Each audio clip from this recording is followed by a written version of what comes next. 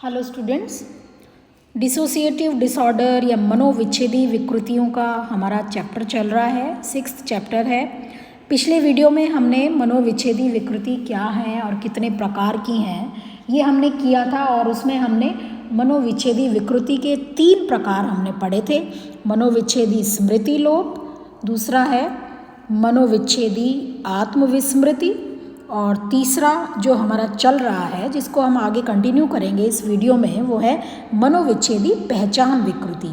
तो मनोविच्छेदी पहचान विकृति क्या है ये हमने पिछले वीडियो में किया था, और अब हम करेंगे मनोविच्छेदी पहचान विकृति के कारण।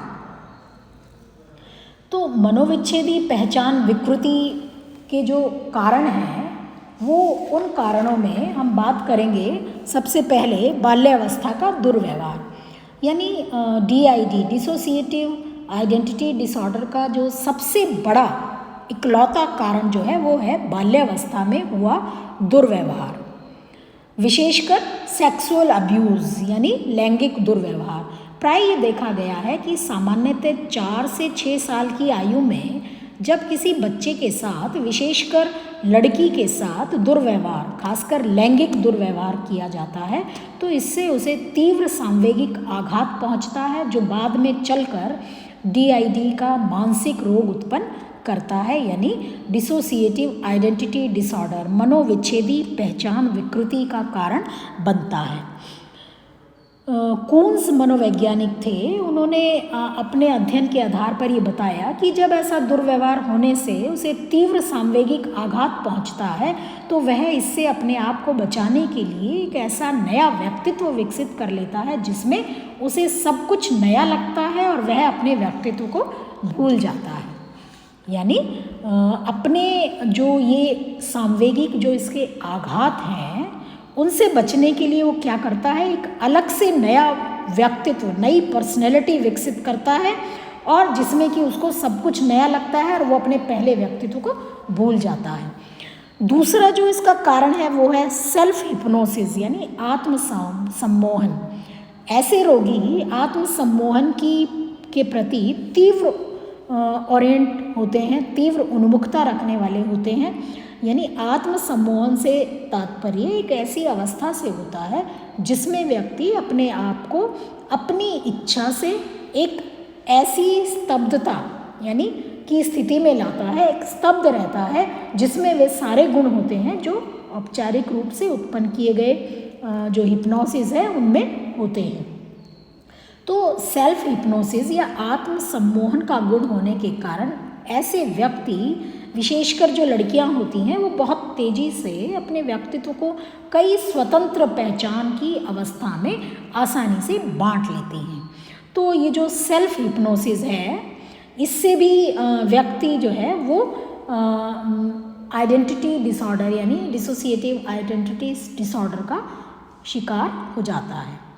इसके अलावा जो सांवेगिक समस्याएं हैं, जब व्यक्ति महसूस करता है कि वो अपनी सांवेगिक समस्याओं से निपटने में वो आत्म सम्मोहन के माध्यम से एक नया व्यक्तित्व बनाने में सफल हो जाता है, तो भविष्य में भी जब उसे किसी ऐसी सांवेगिक समस्या का सामना करना पड़ता है तो वे इसका समाधान फिर एक नए व्यक्तित्व की पहचान करके कर लेता है, और इस तरह से एक ही व्यक्ति में कई स्वतंत्र व्यक्तित्व पहचान उत्पन्न होकर DID उत्पन्न हो जाता है। तो इस तरह से जो मनोविच्छेदी पहचान विकृति है उसमें बाल्यावस्था का दुर्व्यवहार तो मेन इम्पॉर्टेंट कारण है ही, उसके अलावा सेल्फ हिप्नोसिस और सांवेगिक समस्याएं भी इसका एक महत्वपूर्ण कारण।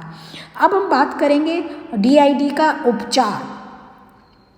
जो डिसोसिएटिव आइडेंटिटी डिसऑर्डर है उसका उपचार कैसे किया जाए, तो 2 टेक्निक इम्पॉर्टेंट है। पहली है संज्ञानात्मक चिकित्सा। इस तरह की चिकित्सा में चिकित्सक रोगी के ऑटोमेटिक जो थॉट्स होते हैं, जो स्वतः चिंतन होते हैं, उनका संग्रहण करता है और फिर उसे जो उसके इर्रेशनल थॉट्स हैं या असंगत चिंतन है उनको चुनौती देने और उससे निपटने के लिए एक स्किल को सीखता है, और वह उस आधार को पहचानने की कोशिश करता है जिसके कारण रोगी के लिए जो उसके इर्रेशनल थॉट्स हैं उनको महत्व दिया गया हो। तो इसमें आवश्यकता अनुसार जो चिकित्सक है वो हिप्नोसिस का भी सहारा लेता है, सम्मोहन का भी सहारा लेता है। और ये जो कोशिश है जो सम्मोहन का सहारा लेने से वो करता है, तो इससे रोगी अपनी जो मल्टीपल पर्सनैलिटी है, डिसऑर्डर है, उसको समझकर उसकी अर्थहीनता को समझता है और अपने लक्षण को धीरे धीरे समाप्त कर लेता है। तो इस तरह से कॉग्निटिव थेरेपी जो है जिसमें कि उसको ज्ञान कराया जाता है कि आपकी जो ये मल्टीपल पर्सनैलिटी है ये अर्थहीन है, और व्यक्ति उस चीज़ को समझता है, धीरे धीरे लक्षण उसके समाप्त होने लगते हैं। दूसरी चिकित्सा जो है वो है मनोगति की चिकित्सा, साइकोडायनेमिक थेरेपी। तो इस तरह की चिकित्सा में चिकित्सक सबसे पहले रोगी को अपनी समस्या से अवगत कराने की कोशिश करता है, यानी रोगी जो है अपनी समस्या को समझ जाए। इसके लिए वो हिप्नोसिस का सहारा लेता है, सम्मोहन का सहारा लेता है, और रोगी को सम्मोहित अवस्था में लाकर उसके विभिन्न व्यक्तित्व पहचानों से अवगत कराया जाता है। और प्रत्येक को स्वतंत्र होकर बोलने के लिए भी कहा जाता है, यानी उसको रोगी को सम्मोहन की अवस्था में लाकर उसके जो व्यक्तित्व हैं उनसे पहचान उसकी कराई जाती है, और उसको कहा जाता है कि आप स्वतंत्र होकर जो भी आपके मन में विचार आता है उसको बोलिए। तो रोगी को ये भी कहा जाता है कि वे सभी व्यक्तित्व पहचानों के बातों को ध्यान से सुने और सम्मोहन अवस्था के बाद भी उसे याद रखें। जब रोगी अपने ये विभिन्न स्वतंत्र जो पहचान है उनसे जब उसको अवगत हो जाता है, तो चिकित्सक उसे सम्मोहन के बाद ये समझाने की कोशिश करते हैं कि उनका एक शरीर है और एक सिर है, जिसमें व्यक्ति विभिन्न तरह के व्यक्तित्व का होना नामुमकिन है। यानी एक ही शरीर है और एक ही सिर है और उसमें विभिन्न तरह के व्यक्तित्व नहीं हो सकते।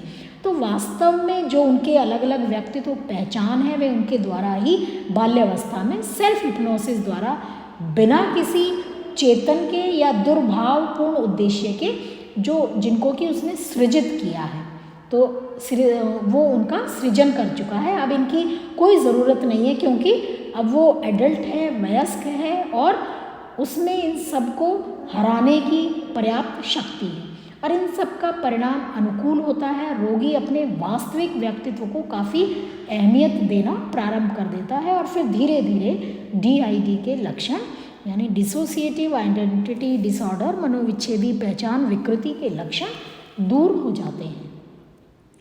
तो इस तरह से ये साइकोडायनेमिक टेक्निक है जिसमें रोगी की जो ये डिसोसिएटिव आइडेंटिटी है इसको दूर करने का प्रयास किया जाता है। और ये दोनों थेरेपी के अलावा जो चिकित्सक हैं, जो मनोचिकित्सक हैं, वो एंटी डिप्रेशन जो दवाइयाँ होती हैं, विषाद विरोधी दवाइयाँ या चिंता विरोधी जो दवाइयाँ हैं, उनका उपयोग भी इसके उपचार में वो लोग करते हैं। तो इस तरह से ये था हमारा थर्ड जो प्रकार था, वो था मनोविच्छेदी पहचान विकृति। और अब लास्ट जो प्रकार है डिसोसिएटिव डिसऑर्डर का, उसकी हम बात करेंगे, वो है व्यक्तित्व लोप विकृति या डीपर्सनलाइजेशन डिसऑर्डर। व्यक्तित्व लोप विकृति, तो बच्चों ये एक ऐसी विकृति है जिसमें व्यक्ति का जो सेल्फ है, जो आत्म है, उसका प्रत्यक्षीकरण एवं अनुभव इस हद तक बदला हुआ रहता है कि उसे डिटैचमेंट होने लगता है, पृथक्करण का भाव, अलगाव का भाव होने लगता है। व्यक्ति अपने आप को जो है एक यंत्रवत यानी मैकेनिकल रूप में चलने वाला प्राणी समझने लगता है। उसे ये महसूस होता है कि वो स्वप्न की दुनिया में रह रहा है, और उसे ये अनुभव होता है कि वो अपनी ही मानसिक प्रक्रियाओं को, शारीरिक प्रक्रियाओं को एक बाहरी ऑब्जर्वर बनकर उसका ऑब्जर्वेशन कर रहा है, जिसमें रोगी को सेंसरी एनेस्थीसिया यानी संवेदी भ्रामक होने लगते हैं, भावात्मक अनुक्रियाओं की उसमें कमी होने लगती है, और अपनी ही क्रियाओं पर नियंत्रण खोने का भाव भी उसमें पाया जाता है। तो व्यक्तित्व लोप विकृति के रोगियों में वास्तविक परख यानी रियलिटी टेस्टिंग का गुण बिल्कुल ठीक होता है। कहने का मतलब है कि वो ये समझता है कि उसे यंत्रवत चलने वाला प्राणी, ऑटोमेशन जिसको हम कहते हैं, कि एक अनुभव होता है, ना कि सचमुच में वो वैसा प्राणी है। तो ऐसे रोगियों में सम्मोहनशीलता का गुण अधिक होता है, यानी जब उनको हिप्नोटाइज किया जाता है तो वो गुण जो है, हिप्नोटाइजेबिलिटी जो है वो बहुत उनमें अधिक होती है। तो स्मृति जो ये व्यक्तित्व स्मृति लोप है, इसको एक स्वतंत्र मनोविच्छेदी विकृति के रूप में भी सम्मिलित किया गया है, क्योंकि व्यक्तित्व लोप विकृति में रोगी की जो स्मृति है उसमें किसी प्रकार की कोई डिस्टर्बेंसेस नहीं होती, जबकि अन्य जो मनोविच्छेदी विकृतियां हैं उनमें उसकी जो स्मृतियां हैं उसमें डिस्टर्बेंसेस पाई जाती हैं।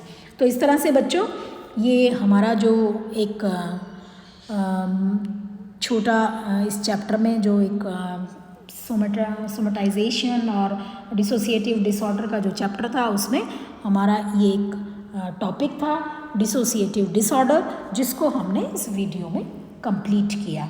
तो इस तरह से हमारा कुल मिलाकर 6th चैप्टर कंप्लीट हो गया और हमारे 2 यूनिट जो हैं वो कंप्लीट हो चुके हैं। इसका बच्चों जो रिटन मैटर है, जो PDF है, वो मैं आपको शेयर करूँगी व्हाट्सएप ग्रुप पर।